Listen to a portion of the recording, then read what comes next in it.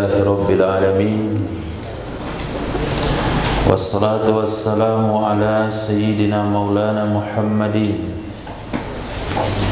Sayyidil Anbiya'i wal Mursalin wa Habibi Rabbil Alamin wa ala ashabil akramin wa ahli baitihi tahirin wa azwajit tahirati ummahatil mu'minin wattabi'ina lahum bi ihsanin ila yaumiddin, amma ba'd. Rabbi yassir wa la tu'assir,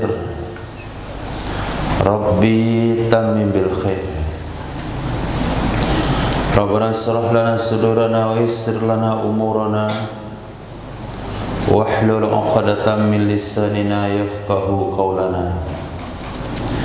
Bisanadina al-muttasili ila imamil khatimatil hufaz Al-Imam Jalaluddin As-Sayyuti rahimahullahu ta'ala wa adama nafa'a bi ulumihi wa barakatihi wa nafahatihi wa madatihi wa karamatihi fid darini amin.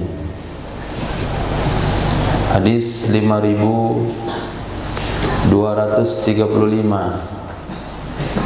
Hadis statusnya dhaif, diriwayatkan pada Sayyidina Mu'adz bin Jabal radhiyallahu an.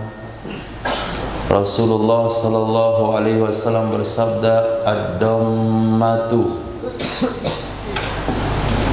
dijepit, dihimpit, himpitan, jepitan, fil qabri, di dalam kubur, likulli mu'minin, bagi setiap orang beriman, likulli dzambin, bagi setiap dosa, baqiya alaihi, yang masih tersisa di atasnya orang beriman, lam yughfarlah, yang belum diberikan keampunan baginya orang beriman tersebut.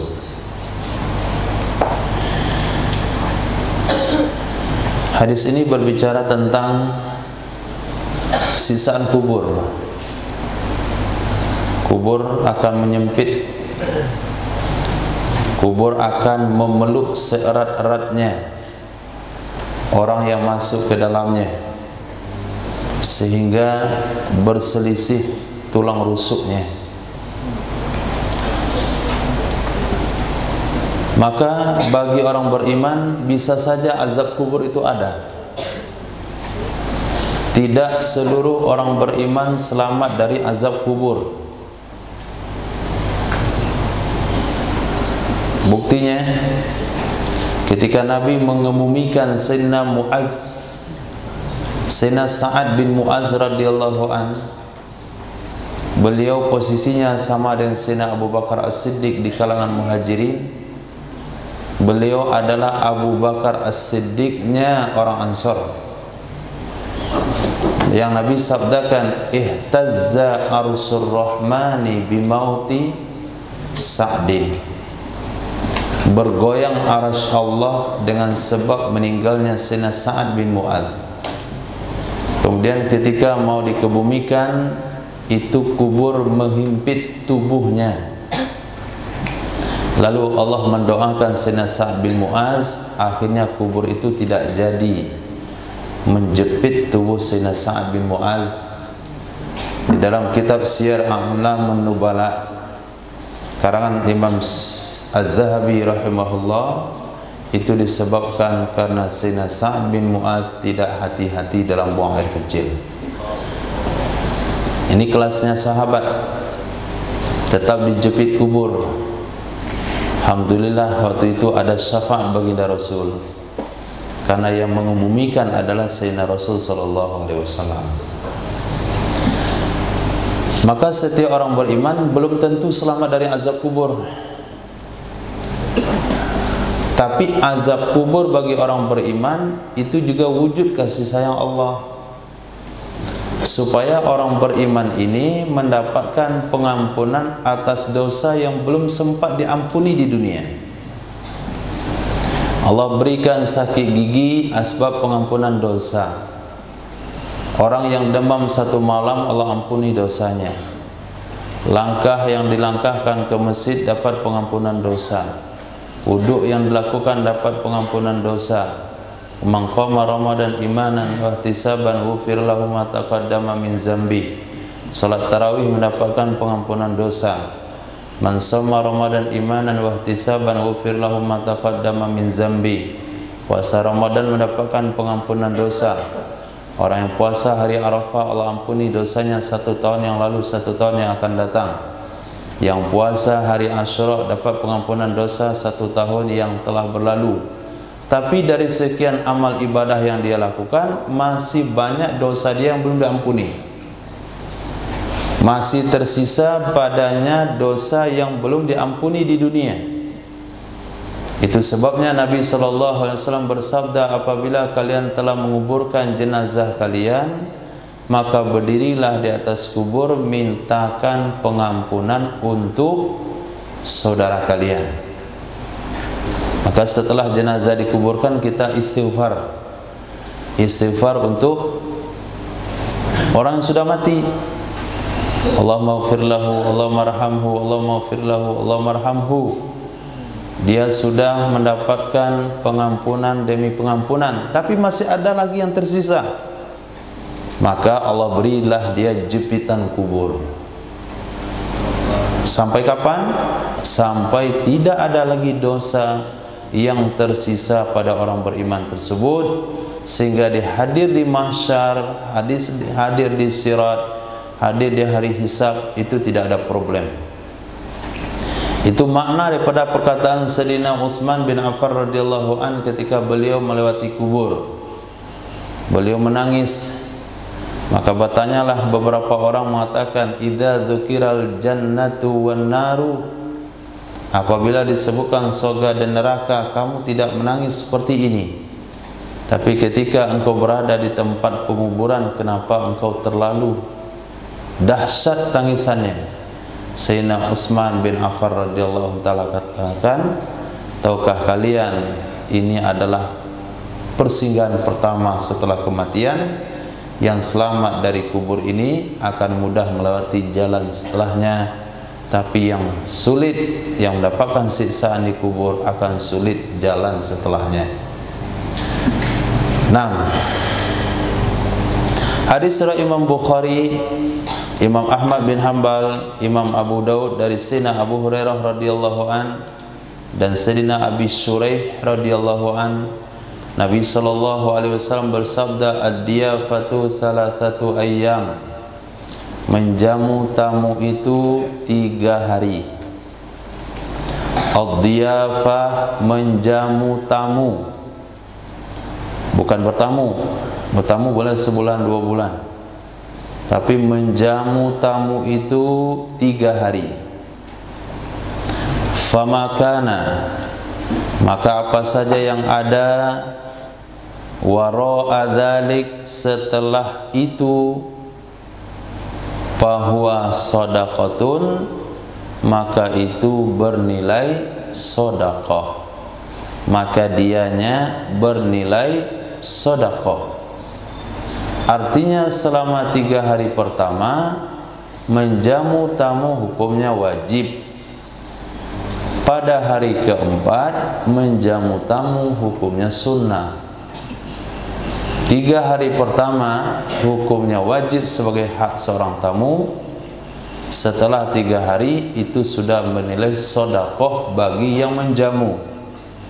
Kalau dia mau menjamu dengan secara gratis, berarti dia mau bersedekah. Tapi kalau dia tidak menjamu pun, maka dia tidak berdosa. Hadis berikutnya juga sama. Berikan mic sama Umar Abdurrahman.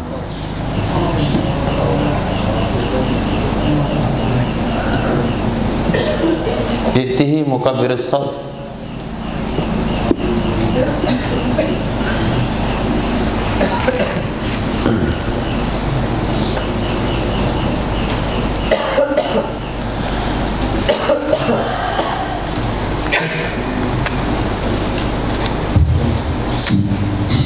Ad-diyafatu salah satu ayam. Fama maka zada menambah.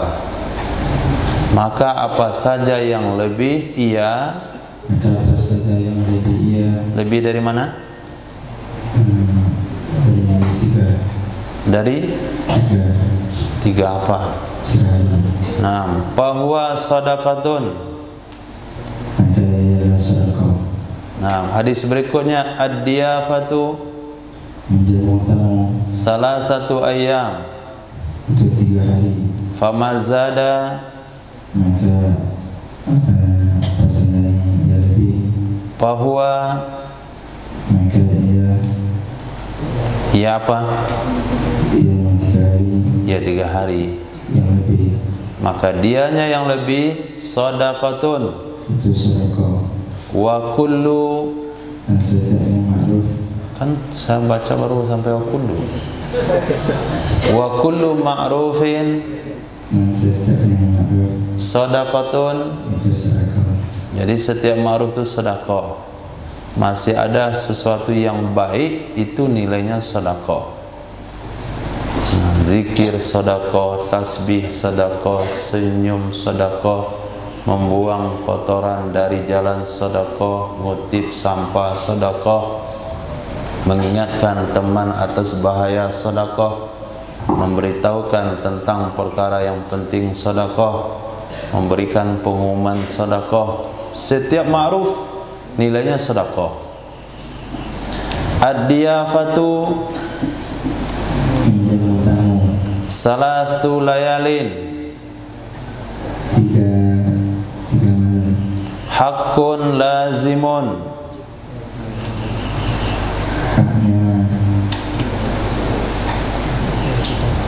Hakun lazimun.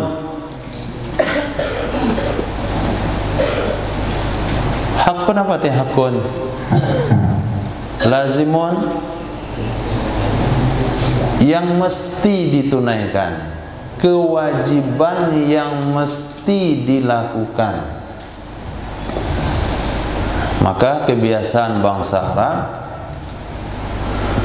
mereka sebelum datang Islam pun mereka sudah punya tradisi memuliakan tamu 3 hari. Maka ketika Sayyidina Abu Dzar Al-Ghifari radhiyallahu an datang ke kota Makkah untuk mencari kebenaran tentang Nabi Muhammad sallallahu alaihi wasallam, pertama beliau utus saudaranya, tolong kamu pergi ke kota Makkah cari informasi tentang Nabi di situ. Pergilah saudaranya bertanya tentang Nabi. Pulang bertemu dengan Sayyidina Abu Dzar Al-Ghifari ke kampungnya Ghifari. Kemudian dia tidak merasa puas dengan jawaban saudaranya. Akhirnya beliau sendiri yang berangkat ke kota Makkah. Sampai di kota Makkah, beliau enggak berani bertanya sama siapa tentang Nabi itu. Jangan-jangan bertanya sama musuhnya Nabi, jadi gagal usahanya. Maka dia enggak bertanya. Ketika itu dia berjalan, duduk di sebuah gang. Lewatlah Sayyidina Ali radhiyallahu an. Duduknya itu udah malam. Dia pagi keliling cari informasi tentang Nabi, didengar-dengar. Kemudian sore dekat-dekat malam nggak tahu mau nginap di mana. Lewatlah Sayyidina Ali radhiyallahu an, kemudian mengajaknya ke rumah. Besok sore jumpa lagi tempat yang sama, lewat Sayyidina Ali ajak ke rumah. Besok lagi jumpa di tempat yang sama, lewat Sayyidina Ali ajak ke rumah. Besok jumpa lagi, baru Sayyidina Ali bertanya, apa maksud kedatangan ke sini? 3 hari pertama nggak boleh ditanya apa maksud kedatangan ke sini. Ini kadang-kadang kita tamu baru depan pintu ada keperluan apa?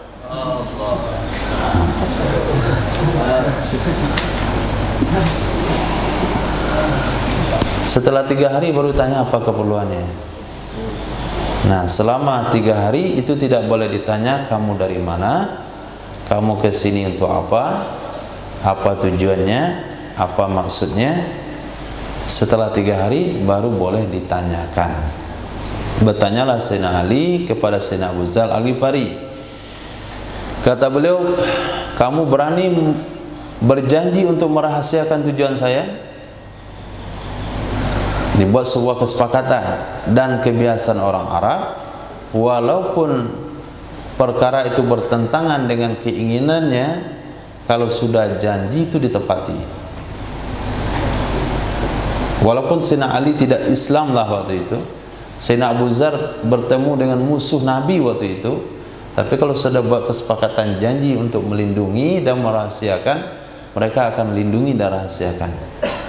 Maka dibuatlah sebuah kesepakatan, sebetulnya saya datang ke sini ingin bertemu dengan orang yang dikatakan Nabi. Kata Sayyidina Ali, nanti ikut saya bawa kamu jumpa dia. Ternyata Nabi waktu itu bersembunyi di rumah Arqam, Darul Arqam, Ibni Abi Arqam. Tapi kita jaga jarak. Nah, ketika ada sesuatu yang mengancam, saya duduk atau pura-pura berpaling, kamu juga berpaling. Ketika saya berhenti, kamu berhenti, supaya kita tidak ketahuan bekerja sama. Nah, selama 3 hari 3 malam itu Sayyidina Abu Dzar cuma mendapatkan jamuan di malam hari. Pagi hari sampai sore tidak dapatkan jamuan. Beliau hanya meminum air Zam-Zam. Dan beliau mengatakan, saya justru malah gemuk minum air Zam-Zam. Itu bukti pada sabda Rasulullah sallallahu alaihi wasallam, al-ma'u Zam-Zam lima syuribalah. Air Zam-Zam itu sesuai dengan niat yang diniatkan. Kalau minum jadi obat batuk, jadi obat batuk. Minum biar lancar hafalan lancar. Minum biar gemuk, bisa gemuk. Minum niat untuk kenyang, dapat kenyang. Minum biar kurus, bisa kurus. Pokoknya apa saja yang antum niatkan ketika minum, itu dikabulkan oleh Allah Subhanahu wa ta'ala. Nah, jadi itu hakun lazimun. Menjamu tamu 3 malam ada hak lazimun. Dan datang Islam tidak menghapuskan budaya tersebut. Islam tidak menghapuskan adat yang bagus itu. Maka Nabi bersabda, inni bu'itsu liutammima makarimal akhlak. Saya dikirim untuk menyempurnakan akhlak yang baik. Akhlak yang baik itu sudah banyak, sudah ada. Datangnya Nabi menyempurnakan akhlak yang baik. Berarti budaya yang bagus itu tidak bertentangan dengan Islam. Datangnya Islam ke sebuah daerah itu melestarikan budaya tersebut, tidak menantang. Maka kalau ada aliran yang bertempat ini tidak ada dalilnya. Ini cuma budaya, ini cuma adat. Kalau selagi baik, Islam itu mendukung bukan menghancurkan. Maka disebutkan dalam hadis yang di atas, kullu ma'rufin shadaqah. Ma'ruf enggak budaya itu? Kalau budaya itu ma'ruf, maka dia dikekalkan di dalam Islam. Tapi kalau enggak ma'ruf, bertentangan, baru dihapuskan. Jadi jangan tanya ini apa dalilnya, ini apa dalilnya. Dalilnya secara umum. Fama siwa dzalik fahuwa shadaqah. Fama siwa dzalik, maka saja siwa selain zalika, demikian apa?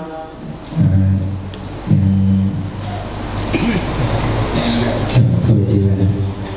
Demikian apa? Demikian apa? Demikian lebih dari 3 hari. Maka demikian, maka selain demikian 3 malam, maaf. maka selain demikian 3 malam fahuwa shadaqatun. Makanya sedekah. Nah, ad-diyafatu salasatu ayyam, Menjamu tamu 3 hari. famazada Maka pasada yang lebih. fahuwa shadaqatun. Maka ia sedekah. Wa 'alad dhaifi, Dan atas nama bukan do'fi tapi dhaifi. Wa 'alad dhaifi, dan atas apa? Apa itu dhaifi? Tamu. Wa 'alad dhaifi, dan kewajiban terhadap tamu ayyatahawwala, bahwa ia pulang ba'da salasati ayyam, setelah 3 hari. Nah, jangan enak dapat pelayanan di situ tinggal sebulan, pindah lagi di rumah tetangganya tinggal sebulan, ke tetangganya lagi tinggal sebulan, jadi 5 tahun dia di Arab nggak pernah nyewa tempat. Dia datang ke situ sebagai tenaga kerja, kemudian dia gilirkan rumah semua orang di situ 3 hari 3 hari. Nah, satu provinsi 3 hari, 2 tahun gratis sewa rumah, nggak ada masalah. Tapi memang 3 hari. Tapi kalau lebih 3 hari nggak boleh. Kewajiban tamu pulang setelah 3 hari. Ini udah 10 hari sudah jadi tamu. Nah, tamu itu hanya 3 hari. Nah, ad-diyafatu salasatu ayyam, menjamu tamu 3 hari. famakana Maka maksudnya dia fauqa dzalik, belakang dari belakang. astaghfirullah, fauqa dzalik, pati fauqa, di atas, zalika, demikian apa? 3 hari. Bahwa sadaq ma'rufun. Maka ialah ma'ruf. Nah, jadi yang lebih dari 3 hari itu sudah ma'ruf. Wa kullu ma'rufin sadaqah. Ad-daifu Tamu ya'ti, yang datang ya'ti, kepadaku. yang datang kepadaku. Mana ada aku di situ? Ya'ti,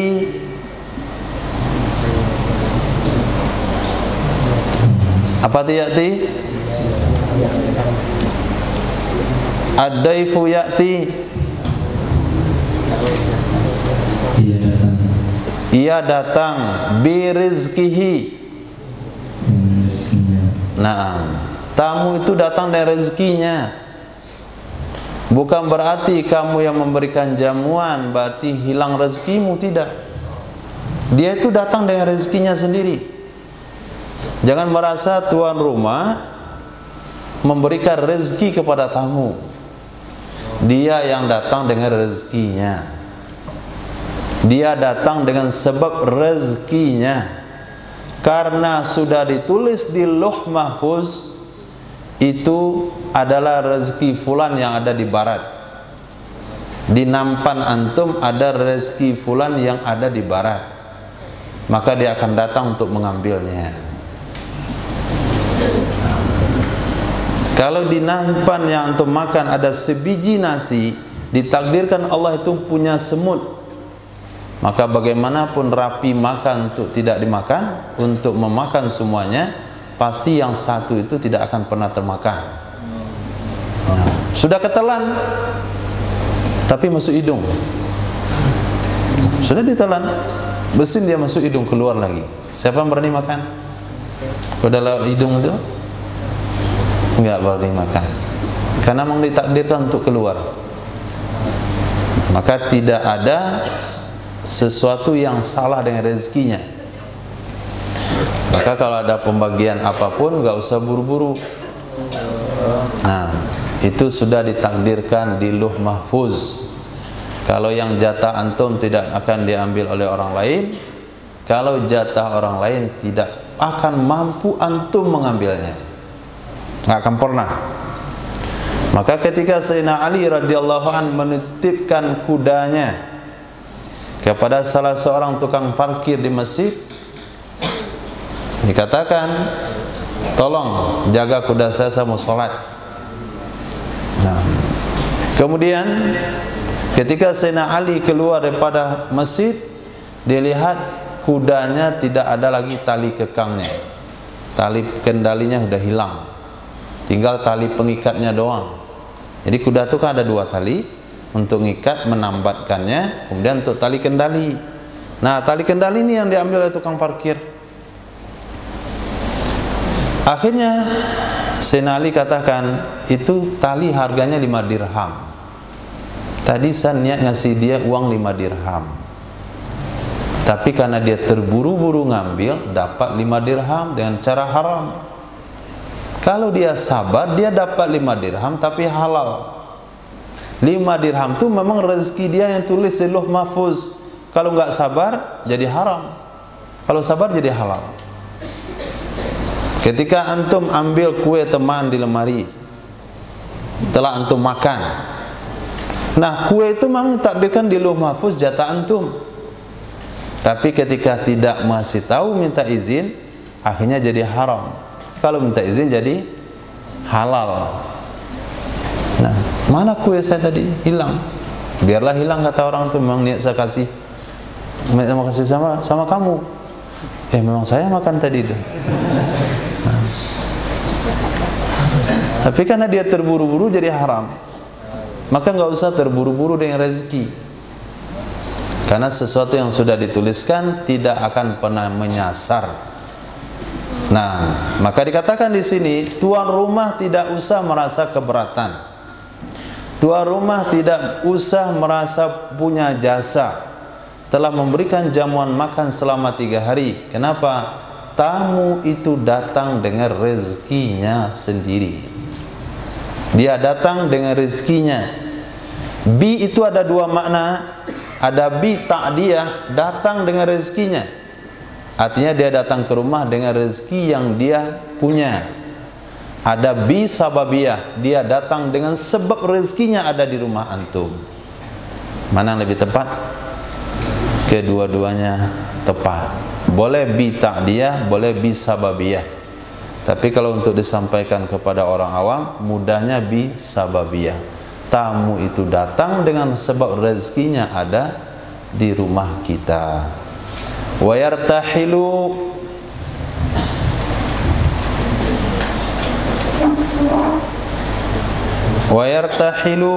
lanjut. Wa yartahilu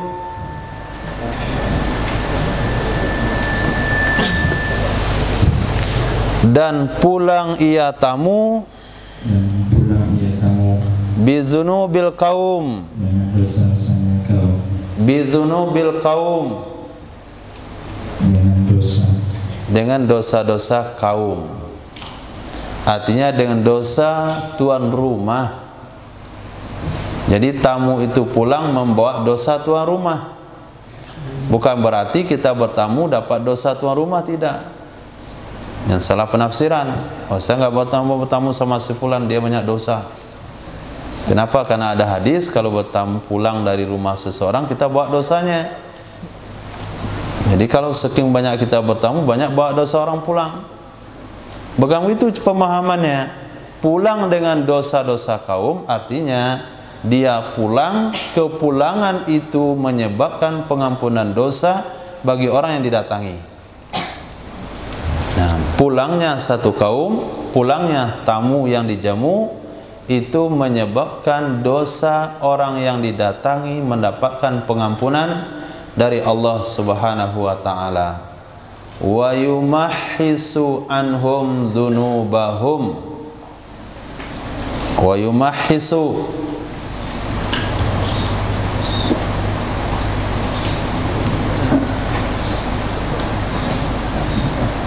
apa? Menghapuskan. Ia menghapuskan ia Ya dosa. menghapuskan ia Ya apa?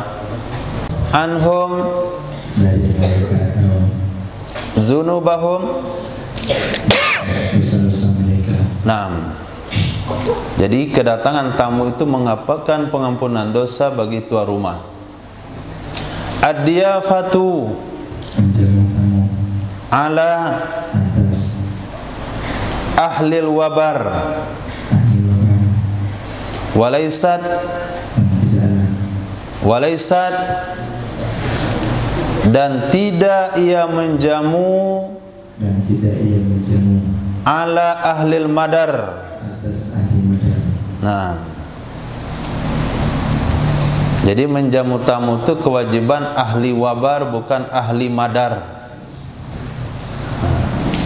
Apa wabar? Wabar itu maknanya bulu. Nah, ahli wabar artinya orang yang tinggal di dalam bulu. Maknanya orang yang tinggal di dalam kemah. Karena kemah itu dibuat daripada kulit-kulit kambing, kulit-kulit onta. Maka ahli wabar adalah orang-orang yang tinggal di dalam kemah-kemah. Nah, kalau kita mendengar ada orang tinggal di kemah, itu paling 3 hari di camping. Tapi bagi bangsa Arab, tinggal di kemah itu tempat tinggal mereka siang dan malam. Maka bangsa Arab terbagi kepada 2 kategori. Ada yang mereka ahlul bilad, ahlul balad, yang tinggalnya di perkotaan, dia punya rumah. Ada ahlul wabar, bawadi, dia tinggal di lembah-lembah, di mana banyak sumber air, di mana banyak rerumputan, dia bikin kampung di situ. Biasanya mereka adalah pengembala-pengembala. Misalnya dilihat di kawasan tersebut banyak sumber mata air, kemudian banyak rumput, dia dirikan kemah di situ 3 tahun. Habis sumber alam di situ, dia pindah lagi. Lalu dia pindah lagi, dia pindah lagi. Banjir di situ, dia pindah lagi, pindah lagi. Maka Allah katakan dalam Al-Quran, li'ila fi Quraisy, li'ila fi Quraisy. Kebiasaan bangsa Quraisy itu ila fihim rihlatas syita wasaif. Mereka pindah musim dingin, musim panas. Hari ini musim dingin, dia pindah ke tempat yang lebih cocok dengan musim dingin. Kemudian tiba musim panas, enggak cocok itu, dia pindah lagi. Jadi hidupnya berpindah dari tempat ke tempat. Nah, walaisat, dan tidaklah menjamu tamu ala ahlil madar. Madar itu orang-orang yang tinggal di kuro, kampung-kampung. Madar jamak madrah, dia libnah.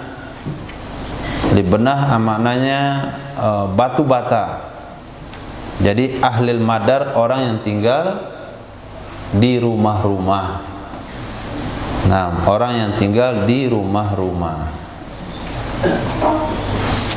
Wabar orang yang tinggal di kemah-kemah, madar orang yang tinggal di rumah-rumah. Huruf ta.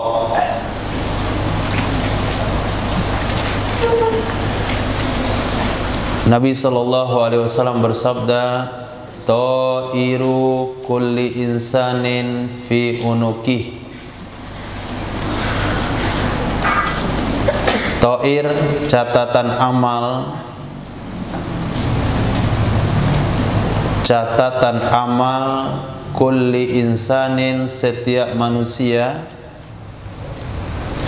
fi unukih, ada di lehernya. Catatan amal setiap manusia ada di lehernya.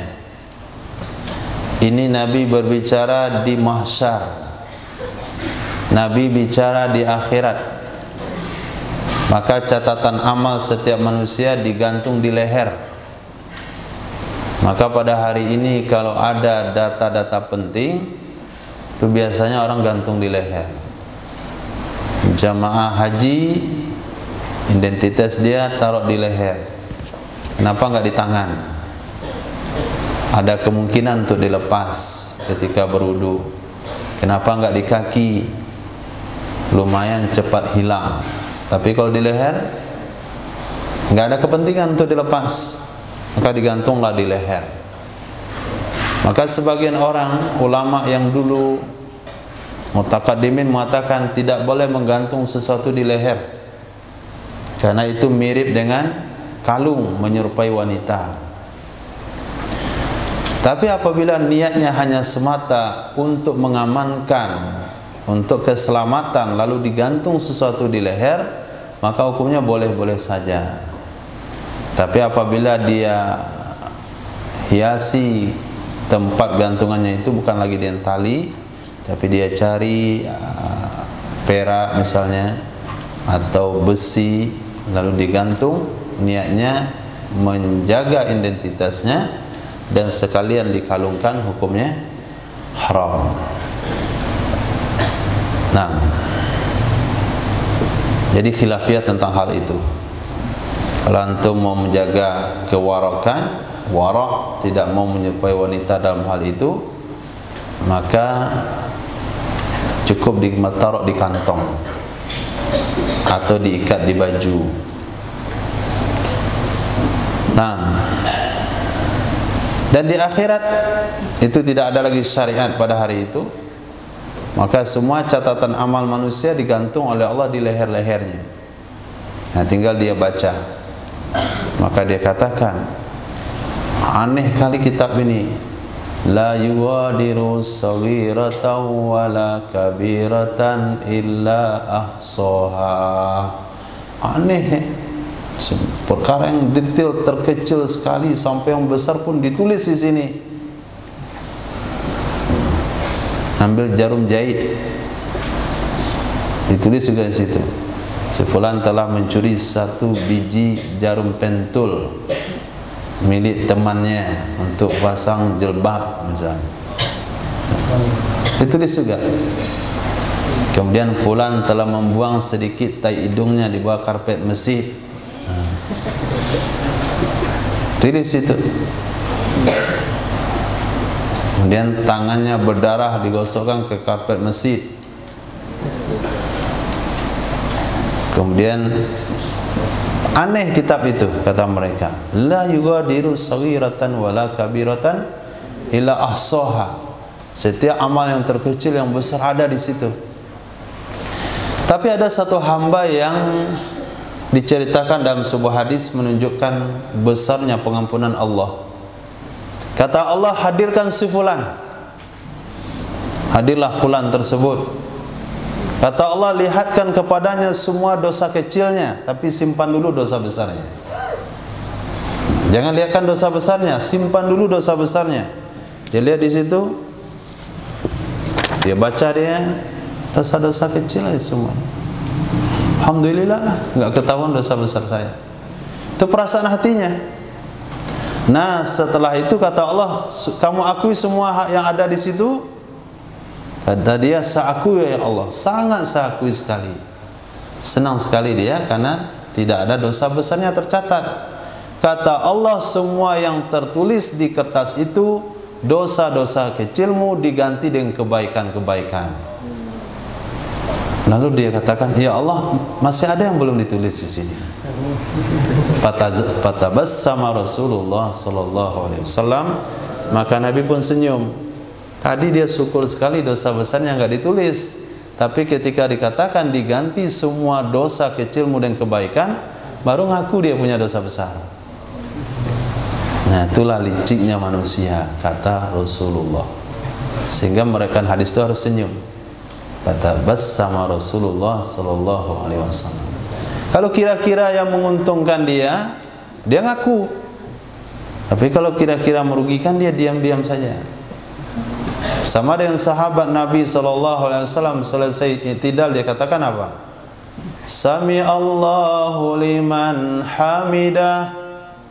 Dia baca hamdan katsiran thayyiban mubarakan fih. Orang baca sami'allahu liman hamida, Rabbana lakal hamdu, mil'as samawat wa mil'al ardi wa mil'a ma syi'ta min syai'in ba'd. Itu yang diajarkan oleh Nabi. Tapi sahabat yang satu ini buat perkara bid'ah dalam solat. Dia ciptakan doa iktidal sendiri. Ini kalau Wahabi bisa memahami hadis ini, maka dia tidak membid'ahkan segala-galanya. Karena ada sahabat merekayasa doa sendiri. Apa doa dia? Hamdan katsiran thayyiban mubarakan fi. Selesai solat Nabi katakan, manil mutakallim. Tadi siapa yang baca seperti itu? Ada yang ngaku. Tadi siapa yang baca kalimat itu? Nggak ada yang ngaku. Saya melihat malaikat 11 orang rebutan menulis pahalanya. Saya, wahai Rasulullah. Baru dia ngaku. Dikira dimarahin tadi. Ternyata ada berita gembira. 11 malaikat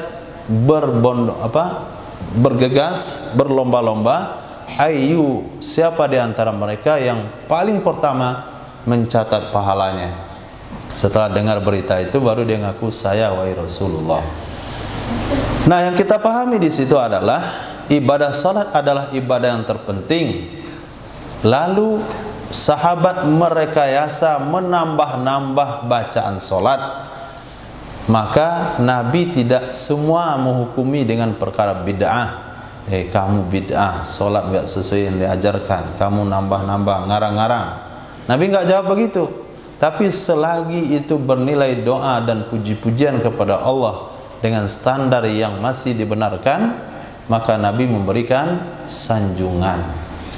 Nah, itu perlu salafi pahami, bukan setiap yang direkayasa dalam itu dianggap bid'ah. Maka kita melihat dari kacamata apakah terlindungi oleh dalil-dalil secara umum atau tidak. Nah, hadis berikutnya Nabi sallallahu alaihi wasallam bersabda, ta'atul imam, mentaati ta'atullah, ta'atul wali. Taat kepada Allah itu juga merupakan taat kepada orang tua. Taat kepada Allah itu juga merupakan taat kepada kedua orang tua. Wa maksiatullah, maksiat kepada Allah itu juga merupakan maksiat kepada orang tua. Ihsan. Coba lihat apa yang ditulis Aziz itu belakang.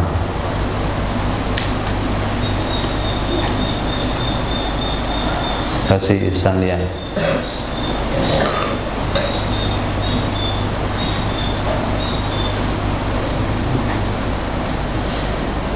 Apa itu?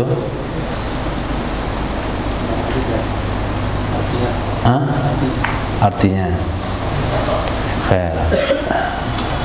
Karena saya terangkan dia masih menulis, saya terjemahkan dia masih menulis, dicurigai menggambar artinya.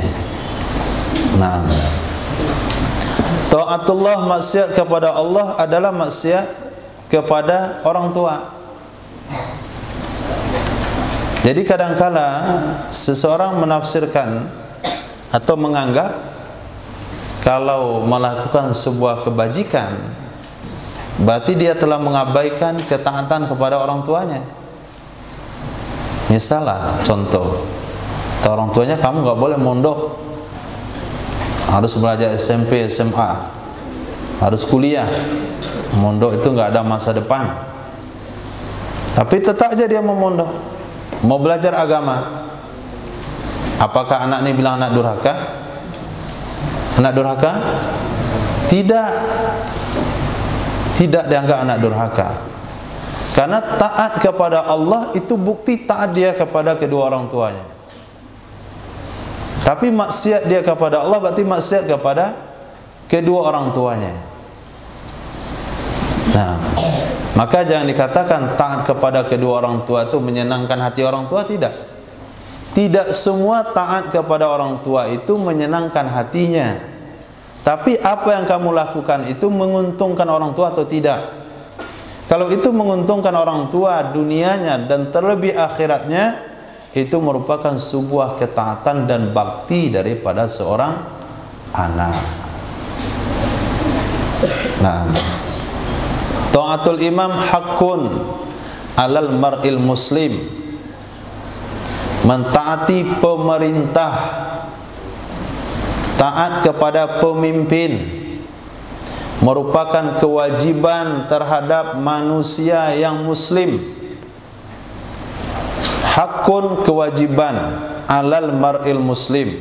Kalau hakun ala maknanya kewajiban, kalau hakun li maknanya hak. Hakun alal mar'il muslim, kewajiban terhadap setiap muslim. Malam ya'mur bimaksiatillah, selama dia tidak memerintahkan dengan maksiat kepada Allah. Malam ya'mur, selama dia tidak memerintahkan bimaksiatillah, dengan maksiat kepada Allah Subhanahu wa taala. Fa idza amara, maka apabila dia memerintahkan, maka apabila dia memerintahkan bimaksiatillah, dengan maksiat kepada Allah, fala ta'atalah, maka tidak ada cerita taat bagi pemimpin tersebut.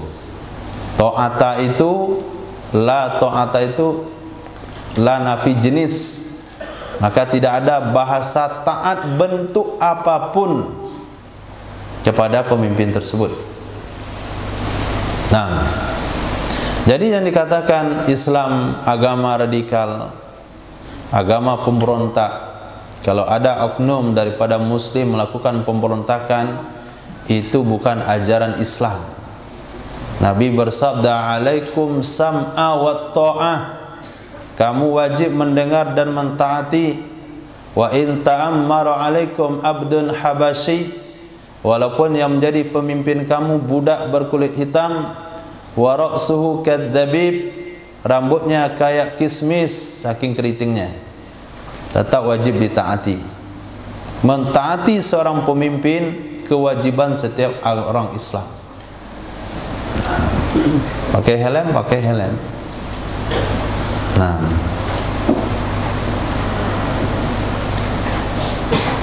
apa lagi?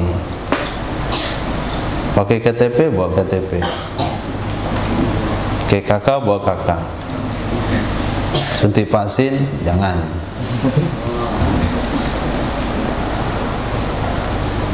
Karena selama tidak melanggar perintah Allah, selama tidak maksiat kepada Allah. Tapi kalau perintahnya maksiat kepada Allah, tuh nggak ada taat di situ. Nggak ada taat. Nggak boleh pakai jilbab. Ya, nggak ada taat. Nggak boleh sholat Jumat. Nggak boleh ditaati. Ini perintah pemimpin. Oh, kemarin tuh nggak boleh sholat Jumat. Keluar dalilnya. Ya ayyuhalladzina amanu ati'ullaha wa ati'ur rasul wa ulil amri minkum. Itu aja dalilnya kemana-mana. Kewajiban terhadap kalian mentaati Allah, mentaati Rasul, mentaati pemimpin kalian. Kalau pemimpin suruh nggak sholat Jumat, jangan buat sholat Jumat. Itu perintah dari pemimpin kita, wajib taat. Lihat hadisnya, jangan baca ayat itu doang. Lihat tafsirannya, lihat hadisnya. Tidak ada taat kepada pemimpin, tidak ada taat kepada makhluk kalau maksiat kepada Allah. Nah, memang kewajiban mentaati pemimpin, apapun yang mereka perintahkan kita mentaati. Syaratnya cuma satu, jangan nyuruh untuk maksiat kepada Allah. Kalau perintah-perintah kalian itu tidak menyebabkan kami maksiat kepada Allah, kami taati semuanya.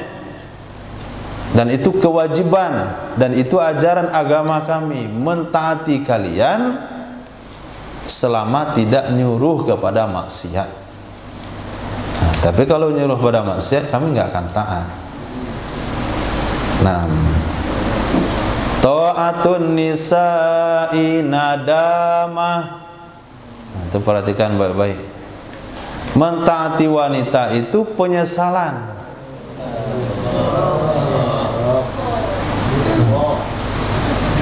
mentaati pemerintah wanita itu penyesalan. Maka bagi wanita jangan buat menjadi pemimpin dalam rumah tangga. Walaupun nanti suami-suami yang menjadi suami para wanita itu laki-laki yang rendah derajatnya, tidak punya uang misalnya. Wanita biasanya kalau sudah dia memiliki segala-galanya, suaminya datang hanya dengan baju yang ada di badan, modal usaha dari istrinya, biaya kuliah dari istrinya, toko dari istrinya, lalu diatur semua rumah tangga, itu akan hancur. Nah, karena wanita hanya memiliki satu akal.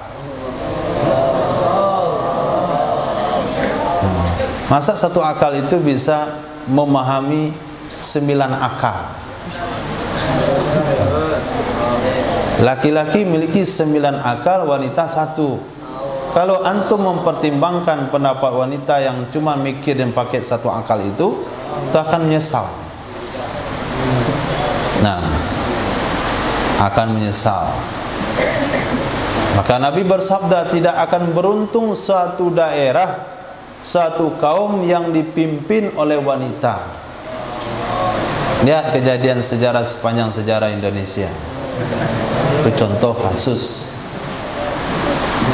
Itu nggak tahu kan? Nggak perlu tahu. Nah, yang mesti antum tahu adalah taat kepada wanita nyesal.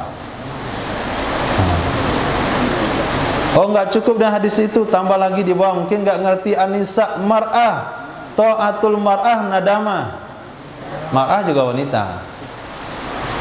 Jadi mau pakai anisa, kami nggak anisa, kami mar'ah. Nah, mar'ah juga sama, ta'atul mar'ah nadama. Taat kepada wanita nyesal. Maka kalau rumah tanggamu tidak mau berujung dengan penyesalan, maka berikan keputusan kepada suamimu. Tapi kalau mau berujung penyesalan, maka buatlah keputusan.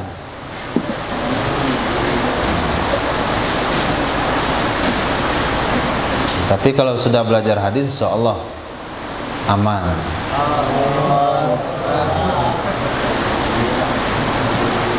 Maka fazfar bizatid din, pilih yang punya agama, yang belajar hadis, memahami hukum.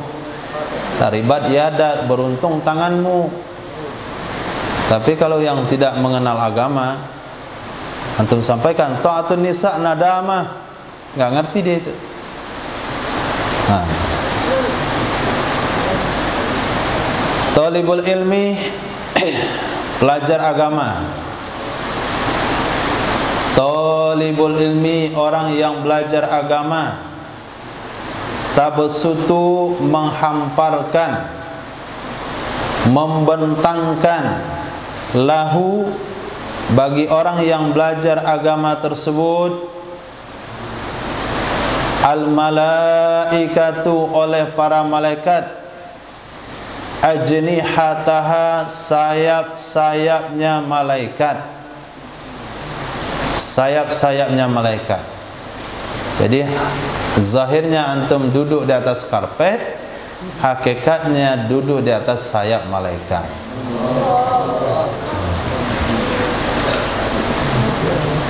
Zahirnya berjalan di atas tanah dari rumah ke tempat belajar, hakikatnya berjalan di atas sayap-sayap malaikat. Kenapa malaikat rela sayapnya diinjak, diduduki oleh pelajar agama? Ridan lima bima yatlub, karena dia senang dengan apa yang dia cari. Karena dia senang, karena dia ridha dengan apa yang dia cari, apa yang dicari oleh pelajar ilmu tersebut. Maka jangan pernah merasa asing.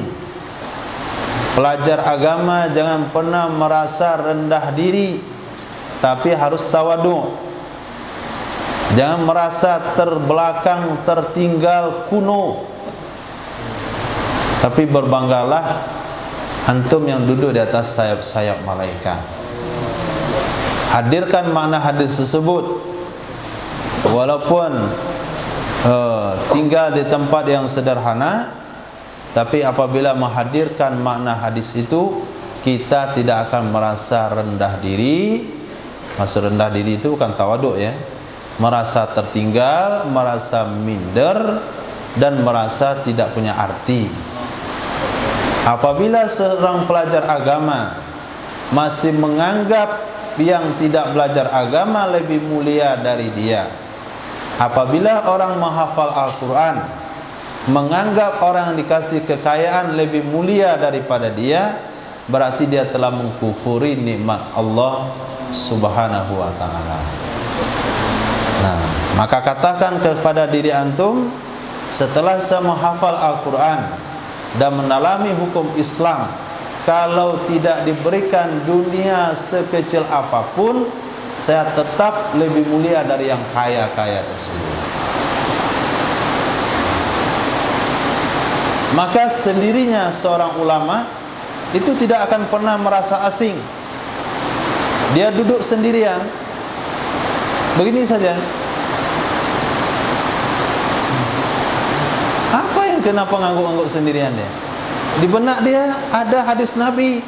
Tadi terbentur, apa pemahaman dari hadis ini? Oh, itu ya. Masya Allah. Jadi tidak ada keasingan, tidak ada merasa sendiri orang yang belajar agama. Apalagi hafiz Quran. Nah, ini aja deh tadi di atas angkot. Tanya kenapa? Musik. Nggak ada musik di angkot itu. Kata dia sedang murojaah. Duduk di pojok angguk-angguk sendiri. Itu angguk-angguk sendiri. Murojaah. Ada teman dalam hidupnya walaupun sendiri. Hidup di hutan pun nggak ada masalah. Kenapa? Dia ada teman.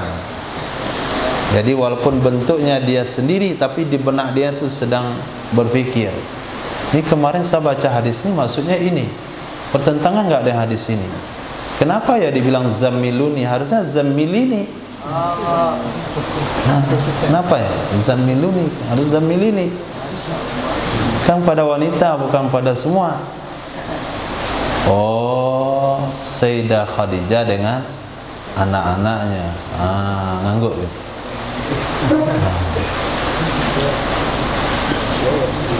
An itu kan menasabkan fi'il mudhari. Kenapa kalimat mudhari ini enggak nasab ya? Alima an sayakunu minkum marda. Alima an sayakunu. An sayakunu. An bukankah menasabkan fi'il mudhari? Kenapa yakunu enggak yakuna? Apa itu? Dicari lagi, pikir. Oh iya, itu ada kalimat alima sebelumnya. Kalau ada kalimat alima berarti dia annahu, bukan an masab fi'il mudhari. Senyum lagi dia. Nah, itu orang belajar agama. Tapi kalau ada yang belajar agama suntuk, itu bukan belajar agama itu. Nah, saya pening sang suntuk. Masuk dalam kolam ikan di situ. Selagi belum ada ikannya, antum jadi ikannya. Saya suntuknya hilang. Karena pelajar agama, penghafal Al-Quran, tidak ada bahasa suntuk, tidak ada bahasa kesendirian, karena dia bersama Al-Quran, bersama ilmu agama.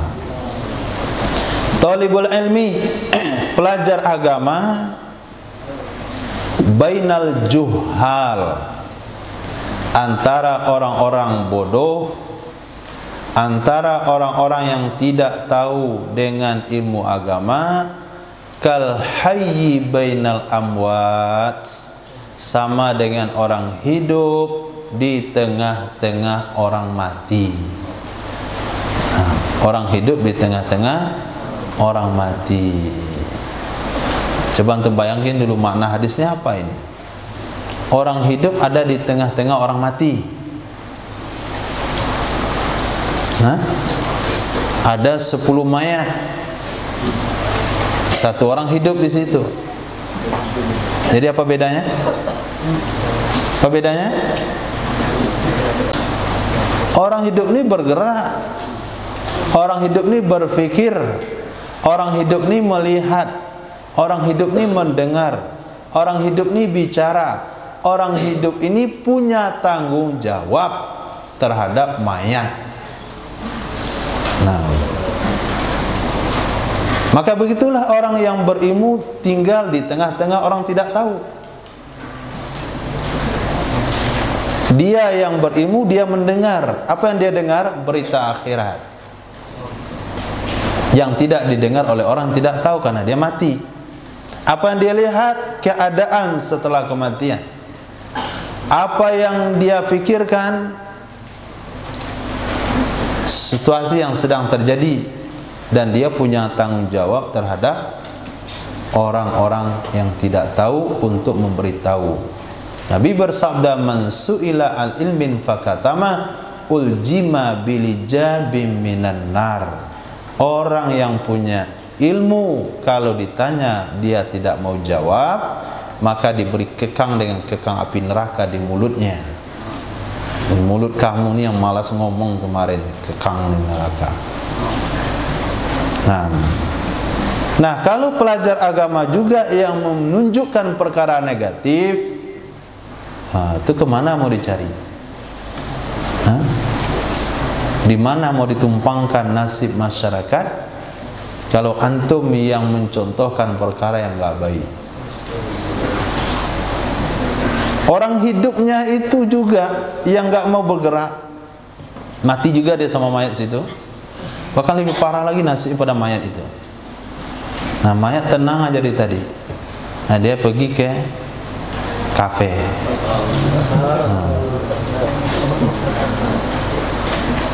Pergi pula ke bar dia.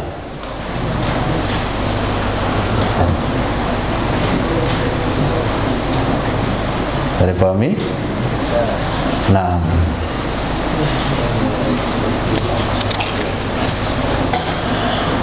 talibul ilmi lillah.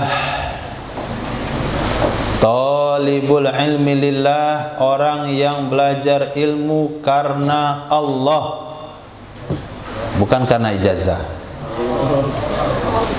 Nah, maka kita di sini dianggap karena Allah, karena ijazahmu tidak berguna untuk mencari pekerjaan. Oh, saya punya syahadah khataman kubro 30 juz, melamar jadi PNS, nggak ada orang terima. Jadi kalau sudah ada ijazah dari belajar itu hilang ikhlas. Ada 3 hal pembaharuan yang dilakukan oleh Muhammad Rashid Ridha terhadap Jami' Al-Azhar Mesir. Katanya pembaruan menurut pandangan mereka, sebetulnya itu kerusakan yang dia buat. Pertama, dengan duduk di atas kursi ketika belajar. Duduk belajar, duduk di atas kursi berjuntai, memakai sepatu yang kotor di bawahnya ketika belajar, itu menghilangkan sifat tawaduk dari pelajar. Yang kedua, dia memberikan titel setelah belajar, ini menghilangkan keikhlasan daripada seorang pelajar. Kita lihat hari ini yang belajar agama di fakultas, di perkuliahan, apa yang mereka targetkan? Apa yang ditargetkan? Lulus doang. Nah, lulus doang, yang penting lulus tahun ini saya. Nah, minta tolong sama fulan, tolonglah, tolong buatin saya bayar. Yang penting lulus doang. Nah, selesai lulus sok punya ilmu, berfatwa macam-macam. Nah, maka belajar agama karena Allah supaya lillahnya itu bisa mendukung, maka kita tidak menjanjikan ijazah.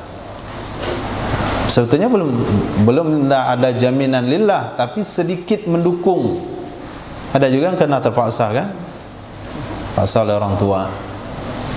Nah, itu karena bukan karena lillah itu. Awalnya nggak ada masalah, sebulan 2 bulan. Imam Al-Ghazali rahimahullah ta'ala awal belajar awalnya dulu juga terpaksa. Apa kata Imam Ghazali? Saya dulu belajar ke pondok itu karena orang tua saya meninggal. nggak ada makanan di rumah, di madrasah ada makanan gratis, jadi saya belajar di situ untuk dapat makan. Tapi lama-lama saya belajar, saya dapat rasa, kemudian saya menjaga keikhlasan, kemudian menjadi salah satu ulama terdepan, Al-Imam Ghazali rahimahullah, terdepan dalam bidang fikih, juga terdepan dalam bidang tasawuf, bahkan terdepan di bidang filsafat. Tapi beliau sudah mengundurkan diri dari filsafat, tapi tetap aja filsafat Islam Imam Ghazali.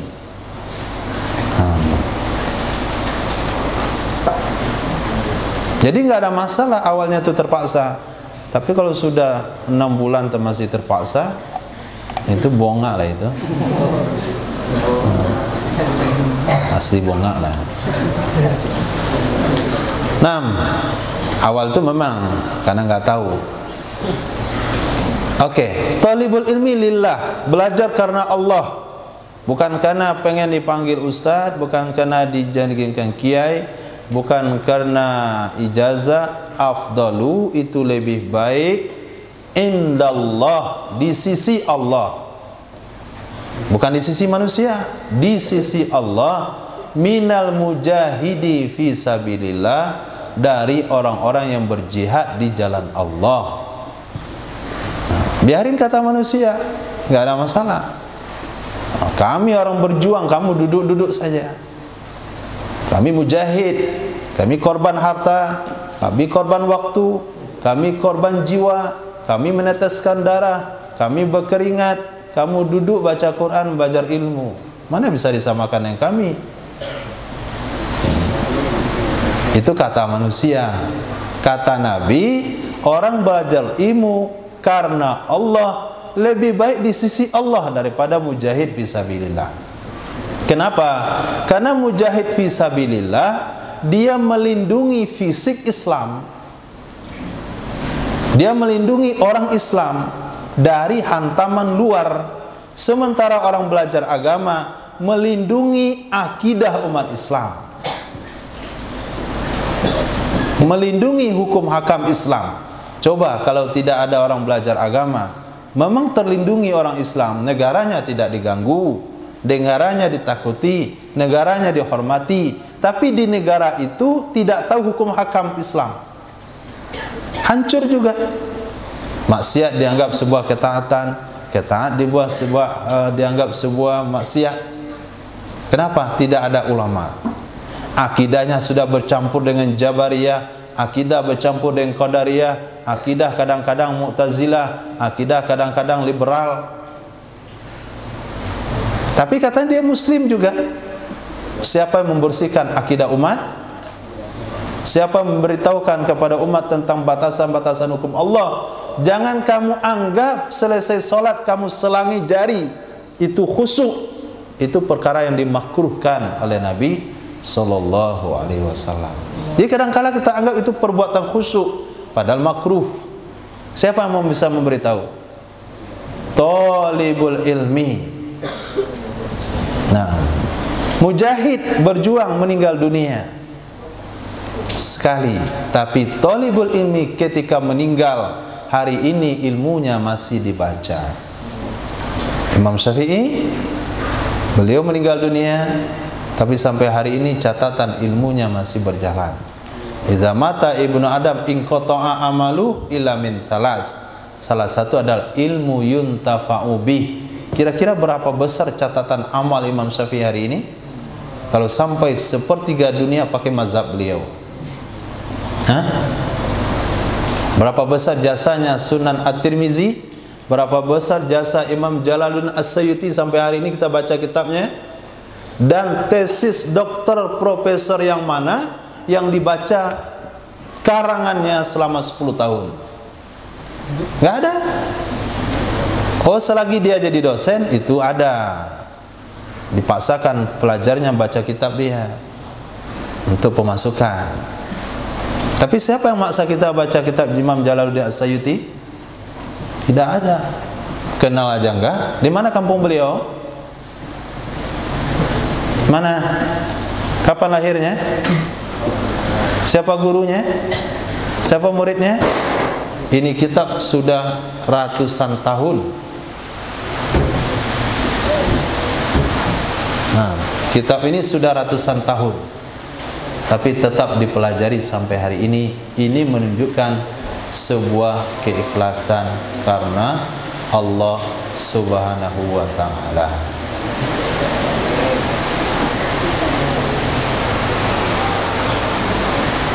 Nah, terakhir,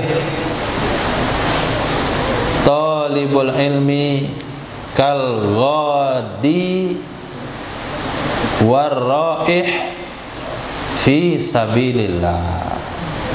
Orang yang belajar ilmu agama karena Allah, orang yang belajar ilmu agama karena Allah, kal ghadi, seperti orang yang pergi di pagi hari, warraih, dan orang yang pergi di sore hari, fi sabilillah, di jalan Allah. Wudwatun warahatun fi sabilillah khairum minad dunya wa ma fiha. Sepagi sepetang di jalan Allah lebih baik pada dunia beserta isinya. Maka orang yang belajar agama karena Allah, dia sama dengan orang yang berangkat di pagi hari fi sabilillah, berangkat di sore hari fi sabilillah, bahkan dia pergi bulan Syawal kemarin lalu belum pulang sampai hari ini. Maka lebih besar pahalanya yang di luar kota. Dalam kota Padang dikit pahalanya, karena dia pulang sekali sebulan. Nah, lebih besar lagi pahalanya yang terlambat pulang minggu lalu, karena bulan depan gak boleh pulang. Nah, dan sangat besar pahalanya kalau mondok 10 tahun gak pulang-pulang. Gak pulang-pulang ya 10 tahun.